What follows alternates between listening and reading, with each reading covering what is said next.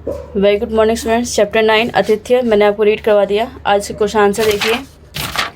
First question, लेखक ने headmaster को अपना परिचय किस प्रकार दिया और उसने उनसे किस बात की अनुमति मांगी। आंसर यहाँ से स्टार्ट करोगे।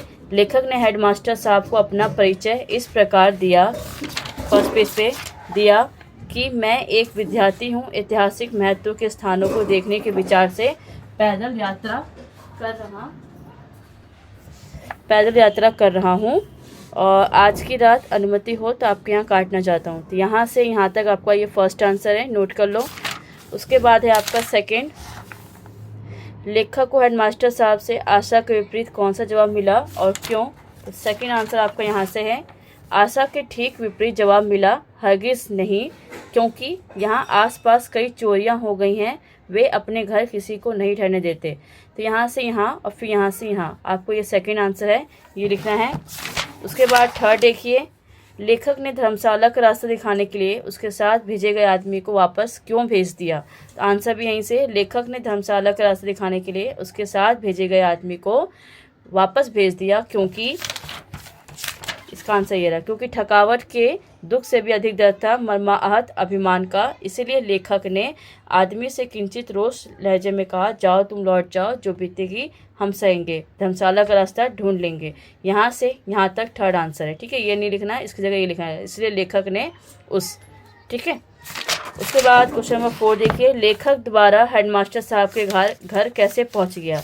इसका आंसर यहाँ पे लास्ट की 2 लाइन देखिए। बात यह थी कि इधर उधर घूमते घूमते उसे, मुझे काट के उसे, दिशा भ्रम हो गया था और मैं की जगह वह कोलू के बैल की तरह जहाँ चला था, फिर वहीं यहाँ पहुँचा। यहाँ से यहाँ तक फोर्थ आंसर। फिफ्थ देखिए, हेडमास्टर साहब की चिल्लाहट सुनकर आसपास के लोग इकट्ठे हो जाने पर उन्होंने लेखक के बारे में क्या क्या सुझाव रखे। तो ये आपका फिफ्थ आंसर। हेडमास्टर से लेकर प्रस्ताव तो कर ही देता, यहाँ से यहाँ तक, अब मुझे काट के यहाँ पे लिखो उसे, ठीक है। यहाँ से यहाँ हो गया फिफ्थ आंसर। 6 देखिए, आदमी को जब कोई सहारा नहीं होता तो वह बुद्धि उसके काम आती है। इसके पाठ के संदर्भ में स्पष्ट कीजिए। तो आंसर इसका, क्योंकि आंसर पर यहाँ से हो गया, आदमी को जब कोई और सहारा नहीं रहता तब बुद्धि ही उसके काम आती है। क्योंकि किसी अनजान जगह पे कोई साथ नहीं देता तो हमारी बुद्धि ही काम आती है, जैसा कि इस पाठ में लेखक के साथ हुआ।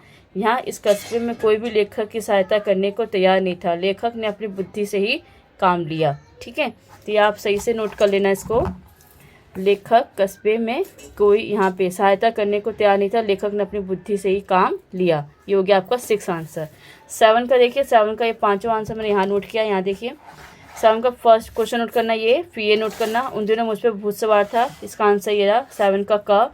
प्रस्तुत पंक्ति का ऐसा है कि लेखक को अपने विद्यार्थी जीवन में एक भूत सवार था, अर्थात एक सनक था कि ये काम किया जाए। सेकंड है आपका, थकावट के दुख से भी अधिक दर्द होता है मर्माहत अभिमान का। इसका अर्थ है, प्रस्तुत पंक्ति का अर्थ है कि थकावट के दर्द का उतना दुख नहीं होता जितना कि व्यक्ति का चोट खाया हुआ अभिमान का होता है, ठीक है। यहाँ पे को है। उसके बाद है आपका थर्ड देखिए, उसके पीछे पीछे मैच चलने लगा जैसे अखाड़े में हारा हुआ कोई पहलवान। का आंसर देखिए, प्रस्तुत पंक्ति का अर्थ है, लेखक को वहाँ का कुछ भी रास्ता न पता था तो उस व्यक्ति के पीछे पीछे चलना पड़ रहा था जैसे कि वो हार गया हो।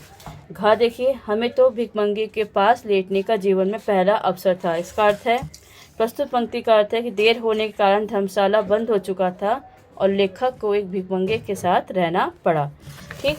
और लास्ट देखिए 5वां, गहरी सहानुभूति दिखाने वाले की आशा का उल्लंघन आसान नहीं होता है। इसको एक्सप्लेन करना है। तेरा आपका प्रस्तुत पंक्ति का अर्थ है, अगर कोई व्यक्ति बहुत अच्छा व्यवहार करता है और हमारी मदद करना चाहता है तो उसके बात का उल्लंघन करना आसान नहीं होता, ठीक। ये हो गया आपका चैप्टर कंप्लीट। यहीं तक करना है, बाकी क्वेश्चन नहीं करना, कट कर देना। बाकी मैंने ये फिल करवा दिया था आपको फर्स्ट पहले ही, तो आज आप कॉपी में नोट कर लेना बच्चों।